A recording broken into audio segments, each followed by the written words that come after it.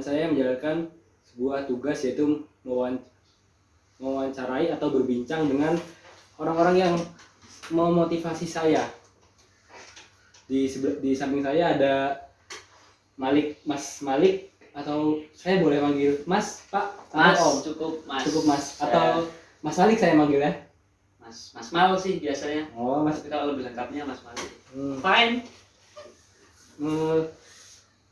Untuk Mas Malik ini mempunyai usaha, yaitu Mi XD. Coba mungkin bisa dijelaskan lebih detail. Sebelumnya mungkin kenalkan teman-teman, nama saya Malik Alamal Akbar. Seperti yang saya bilang tadi, saya biasa dipanggil Malik sih. Tapi kalau mau pakai Mas, ya monggo, karena saya masih muda kan. Oke. Untuk mungkin yang sedang saya alami, sedang istilahnya anak muda ya. Iya. Berkarya nih. Mumpung masih muda. Masih apa dulu nih? Awalnya sih coba-coba aja sih. Oh. Asik. Lama-lama kok lagi. Ternyata banyak rintangan yang sangat di luar out of the box.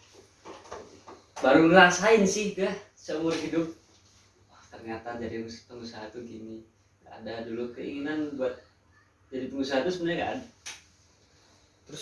Terus kenapa bisa, biasanya kan kebanyakan anak muda nih awalnya biasanya kan pengennya main-main atau pengen kuliah, atau kok kenapa Mas itu malah milih jalan yang ribet, yang belum pasti gitu. Kembali lagi Ibaratnya berjudi, tapi berjudinya sama nasib. Yes, bener banget yang diomongin siapa, Mas Hanif ya. Iya. Anak muda tuh pengennya main-main, foya-foya. Ya itu, saya pengen foya-foya, tapi duit ngalir. Gimana caranya? Oh. Ya udah, berusaha. Bikin juga susah-susah dulu nggak apa-apa sih. Penting nanti gue bisa foya-foya kan. Gue bisa main kesana kesini, duit gue ngalir. Gila sih anak muda mana yang nggak mau kayak gitu. Jadi istilahnya kayak udah bebas finansial dulu lah. Berarti mandiri dulu ya. Yes. Terus buat usahanya di bidang apa nih? Oh, kalau usahanya masih karena kemarin saya berdiri pas masih pandemi lah ya, dengan era-era pandemi seperti itu. Udah mentok ya, mau buka apa, mau kerja apa mau kuliah. Dulu sempat ada kepikiran mau kuliah. Gak tahu, saya online nggak banget sih. Udah kerja lah. Terus kerja pertama sih awalnya iseng-iseng buka angkringan, buka ini buka itu, sampai udah agak siap istilahnya. Gue siap, udah gue buka usaha bidang kuliner, gak jauh-jauh dari. Oh, dari sebelum-sebelumnya ya. Karena pandemi bingung mau usaha apa. Yang paling cepat berkembang ya kayaknya kuliner. Udah gue coba kuliner. Terus emang bukannya pas pandemi itu buka usaha kuliner justru menuai kontroversi, sedangkan kan nggak boleh berkerumun. Iya, itu sebagai PR sih waktu itu. Ya gimana lagi? Mau ngapain lagi bro? Kita mau usaha apa lagi? Mau wisata ditutup. Mau apa istilahnya, mau keluar kota aja susah. Udah kita istilahnya cuma di lingkup kota sendiri. Kita mau apa ya, dari kota gua ya Temanggung ya apa yang mau di ini bisa diambil. Kalau di sana emang rata-rata petani lah. Kalau gue jadi petani, petani kopi, petani tembakau udah banyak, kalah star lah istilahnya. Tapi kalau masalah yang berbau-bau kuliner, anak muda belum banyak di sana. Nah, gue main lah di situ. Jadi targetnya usahanya ini untuk siapa dan bagaimana sih bentuknya usahanya tuh? Kayak apa sih yang Mas jual? Oh, kalau untuk produk sendiri, karena saya lihat udah melalui beberapa kali riset ya di pasar-pasar itu, di usaha-usaha kekinian anak muda, kan target saya anak muda, enaknya apa nih kuliner anak muda. Oh ternyata anak muda tuh nggak suka makan nasi, ya nggak semua sih, cuma istilahnya jajan ya, makanya saya ambil mie, karena anak muda ada mie, seblak, bakso aci biasanya kan. Ya sih, Nah, yang kekinian sih. ini adalah anak muda jajan apa sih, mau makan nasi nggak mau lagi, nggak mood, jajan aja, jajan udah gua ambil lah mie. Namanya kalau boleh tahu apa ya? Mie XT. Oh, XT itu kepanjangan dari ekstra tobat. mungkin saya bisa main-main nanti. Tapi Boleh. gratis ya. aduh bah, silakan. Terus mungkin banyak selama memulai itu mungkin banyak perintangan atau apa hambatan yang mempengaruhi. Kadang biasanya kan yang sering saya dengar dari beberapa orang kayak rintangan itu kayak udahlah stop aja, udahlah nggak usah dilanjut. Ada nggak sih biasanya? Apalagi buat pengusaha-pengusaha yang masih muda, awal-awal masih emosi, terkadang masih belum sempurna, belum dewasa. Banyak kalau rintangan. Satu kali masih nggak apa-apa, 2 kali ya udah bentar lagi lah, tahan lagi, 3 kali 4 kali sempat lah dulu pengen udah aja, capek. Emang bener yang dibilangin tadi, emang beberapa rintangan tuh datang tapi ternyata itu tuh menjadikan kita lebih kuat. Serius, gue jadi tahu gimana sih kalau ada masalah kayak gini nyelesainnya. Jadi masalah-masalah yang datang itu ternyata membuat kita tuh kuat. Kayak semisal permasalahan yang paling ribet yang pernah dihadapi itu kayak gimana? Permasalahan yang paling ribet, Yang paling bikin pusing. paling bikin pusing sih, sama ini sih belum terlalu pusing. Cuma ya namanya usaha masih, saya pemula. Terus ini ngapain habis udah berdiri, misalnya udah buka outlet, terus ini ngapain, nyari pelanggan. Tapi pusingnya masih kisaran kalau orang-orang baru buka usaha lah, kayak modal dari mana, terus mau ramein warung gimana, paling sekitar itu aja sih pusing-pusingnya usaha awal-awal. Berarti di permasalahan step by step ya? Iya, step by step. Terus kalau misalnya buat anak-anak, buat kayak saya tuh sering nonton di TikTok atau di Instagram atau di YouTube, banyak orang yang gak setuju kayak lu kalau mau jadi orang kaya lu harus kaya dulu dari keluarga yang kaya. Kalau keluarga lu miskin ya lu bakal miskin. Kayak contoh saya ambil contoh misalnya kayak saya nih nggak punya background pengusaha nih, tapi pengen jadi pengusaha tuh bisa nggak sih sebenarnya? Bisa, sangat bisa. Kembali lagi ke diri kita sendiri, kita pengen kemana, arah tujuan hidup kita. Kalau pengen ke pengusaha ya udah, gimana sih jalan menuju ke pengusaha itu apa aja.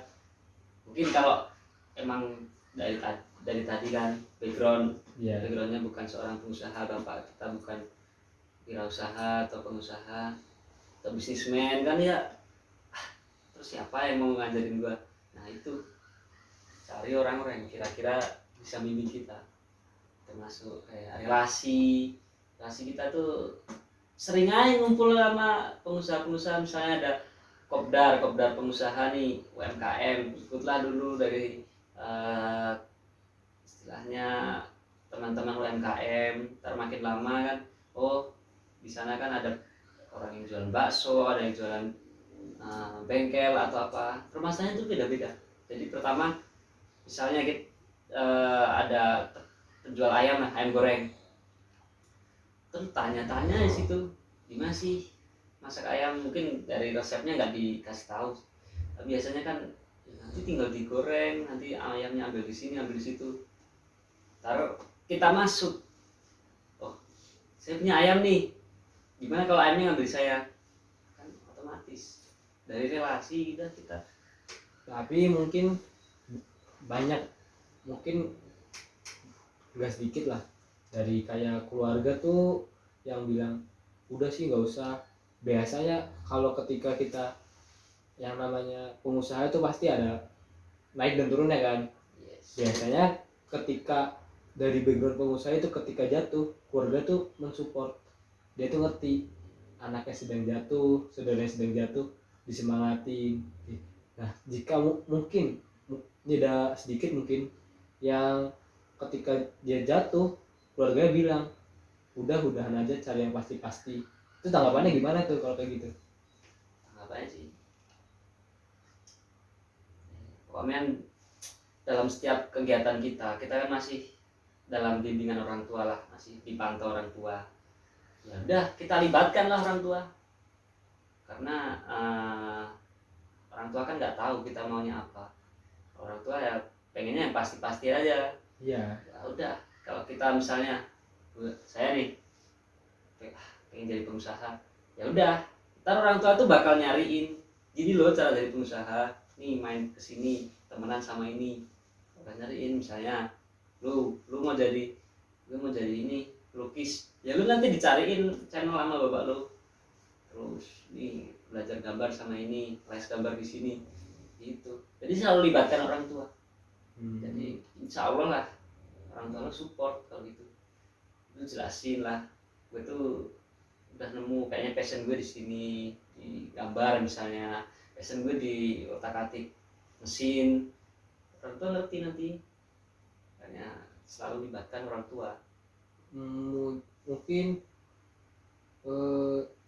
jika apa namanya ketika Mas Malik ini membuka awal-awal merintis tuh ini ada terkendala oleh pihak keluarga atau segala macam, mungkin bisa sedikit cerita sebagai pelajaran atau gambaran. Saat awal berdirinya NXT. NXT ya, awal berdirinya NXT itu memang rencananya sih kalau dari aku sendiri ya, saya sendiri aslinya juga nggak terlalu suka kuliner. Cuma ini seperti yang saya bilang tadi, libatkan orang tua. Pak, aku pengen jadi pengusaha. Udah dicariin lah peluang-peluang sama bapak gua. Nih, saya ini aja nih buat anak muda. Kamu juga masih muda, nyoba-nyoba dulu kan. Targetnya tahu sendiri, kamu anak muda, terus targetnya juga anak muda, target marketmu anak muda. Kamu ntar gampang lah nentuin targetmu sendiri. Udah, kasih lah gue bisnis kuliner. Itu dikasih dalam bentuk modal atau cuma ide? Pertama masih ide. Ya. Masih ide ya. Dulu kan adalah ini atas perusahaan yang gue contoh. Istilahnya kayak itu panutan gue, bukan panutan sih, kayak apa ya? Gue mau terinspirasi inspirasi gue. Yeah. Gue mau kayak itu perusahaan itu. Udah gue berapa kali gue bolak-balik ke situ ya, buat cari tahu apa sih yang dibutuhkan di perusahaan itu, kayak kompornya berapa, terus piringnya kayak gimana, gelasnya kayak gimana. Nah, itu gue pelajarin semua, observasi. Akhirnya karena tadi kalau dari ide bapak gue, ini jualan mie kayak gini, ya udah gue survei lah ke tempat-tempat yang berkaitan sama usaha itu. Yang gue pengen kan anak muda mie yang kayak gini, ternyata ya udah tiru aja kayak gitu. Ya, inspirasi gue ya, terus gue tambah-tambahin lah. Saya kok di sana nggak ada es krim, tempat gue ada. Tinggal gue lengkapin aja. Terus itu pertama masih bentuk ide ya. Terus udah lama gue kumpulin observasi, penelitian. Akhirnya ini Pak, caranya gini yang dibutuhkan ini itu. Akhirnya gue bisa meyakinkan bapak gue, oh ya udah, ini tak pinjemin, istilahnya modal lah. Iya. Tapi besok balikin. Jadi gitu. Jadi nggak cuma nih gue modalin, kagak. Nih gue pinjemin, besok balikin 2 tahun 3 tahun lagi, siap.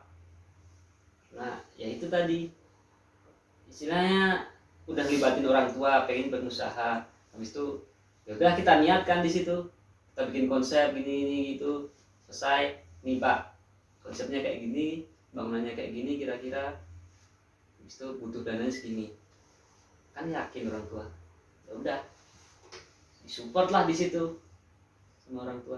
Tapi poinnya balikin, jadi istilahnya bapak gue nggak ngajarin utang bank sih, selama bapak gue bisa support ya udah support. Itu mungkin ada yang bisa apa kiat-kiat buat untuk menjadi seorang contoh dari apa sikap atau dari kebiasaan apa sih yang dilakuin biar kita apa namanya cocok atau memenuhi kriteria sebagai pengusaha? 1, 2, 3. Oh kalau kebiasaan sendiri sih ya mungkin banyak sih perubahan setelah gue mulai usaha. Dulu pas setengah gue masih nganggur lah, habis lulus sekolah nganggur nggak kuliah, itu gue tidur pagi malam begadang sering banget itu. Pagi tidur sampai sore siang. Wah, Berarti dulu main game juga ya? main game dong. Ini juga anak muda. Namanya juga anak muda. Dulu main game, jalan-jalan, uang habis pulang. Main game, jalan-jalan, uang habis pulang. Setelah jadi pengusaha, setelah punya usaha, set, gak bisa kayak gitu lagi. Pagi udah harus bener-bener, ini loh hidup tuh dari pagi. Dari pagi sampai tidur lagi gitu ya? Iya, harus itu tertata. iya.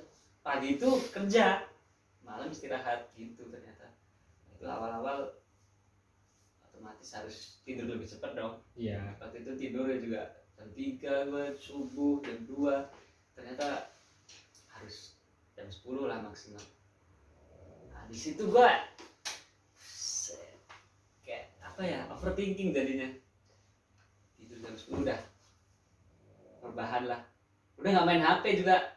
Susah juga awal-awal mulai tidur cepat, tapi kok banyak tanggungan. Gue tidur jam 10, jam 11 baru merem, jam 12 baru merem, jam 3 gue bangun lagi. Kok gak bisa tidur gue? Itu awal-awal sih, namanya juga harus dibiasakan kan. Iya. Lama-lama udah bisa kan. Lama mungkin ternyata seorang juara itu bukan dia yang begadang sampai malam, lembur kerja sampai malam. Ternyata bukan kayak gitu. Seorang juara itu dia yang bisa bangun pagi. Gila sih, bangun pagi lu, dimana aktivitas dimulai. Jadi gue tuh membiasakan sekarang, intinya pagi gue tuh harus bagus lah, mood gue harus bagus dari pagi.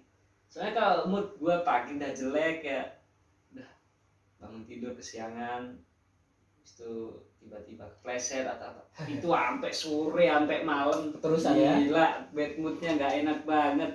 Jadi pokoknya pagi itu harus full senyum. Itu mungkin dari bangunnya harus lebih pagi, Lebih disiplin, lebih disiplin ya, disiplin bangun pagi, ibadahnya ditingkatkan lagi. Soalnya yang pertama yang tadi itu usaha itu mindset dan spiritual. Karena spiritual tuh buat nguatin hati sih, kalau mindset pikiran. Berarti itu saling melengkapi. Iya dong, saling melengkapi. Jadi kita harus berpikir harus sukses, gimana sih caranya? Nah kita mikir, nah, buat nguatin itu semua kan. Nah ini hati kayak ya di sini kan gue muslim ya. Iya. Jadi ya nggak jauh-jauh sih dari Tuhan gitu. Jadi, gimana sih caranya buat ini, banyak berdoa ternyata. Kita itu menenangkan gitu loh. Nah banyak zikir, banyak doa, ada banyak pikiran, berarti mindset kita lagi terserang. Nah yang bisa nenangin hati kita, spiritual kita. Ternyata itu sih. Udah gue kuatin di situ sih, mindset sama spiritual gue jadinya. Kan dulu gue juga sholatnya susah banget, sekarang jadi alhamdulillah teratur. Jadi lebih banyak ya rezekinya. Iya, Alhamdulillah. jadi kalau kita apa nyari rezeki itu kayak pemberi rezeki. Siapa lagi? Benar. Bukan kita dong, pemberi rezeki. Nyari rezeki di dunia, nyari langsung ke pemberi rezeki dong. Cukup bijak. Cukup bijak. Mungkin untuk apa obrolan kita kali ini cukup sampai di sini. Untuk Mas Malik mungkin ada sesuatu yang bisa disampaikan, seperti mau teman-teman ingin melihat gimana sih hasilnya, gimana sih rumah makannya tuh, Boleh. letaknya di mana? Untuk usaha saya sendiri, Mie Ekstra Tobat ya. Mie Ekstra Tobat itu bergerak di bidang kuliner, tepatnya di mie goreng kekinian lah. Mie goreng kekinian, di sana ada varian dimsum, varian minuman, aneka minuman, es krim. Lokasinya ada di Temanggung sih. Lebih tepatnya Di Pandean Temanggung itu sekitar 50 meter dari alun-alun ke barat. mungkin untuk lebih alamat pastinya saya akan letakkan di deskripsi. Sekian. Ada akun Instagramnya juga. Oh iya, mungkin bisa nanti sekalian ya Mas ya, nggak endorse, santai saja. Boleh dong. Sekalian promosi ya. Oke. Kalau mau main langsung aja ke Temanggung, nanti bisa hubungi langsung ke lokasi aja sih. Nggak usah hubungi. Diskonnya nih. Boleh. Asal ya. kontak-kontak ya. Iya. biar ada saya di sana. Harus orang dalam ya. Mungkin cukup sekian ya. Oke, Mas Malik. Selamat malam. Selamat malam.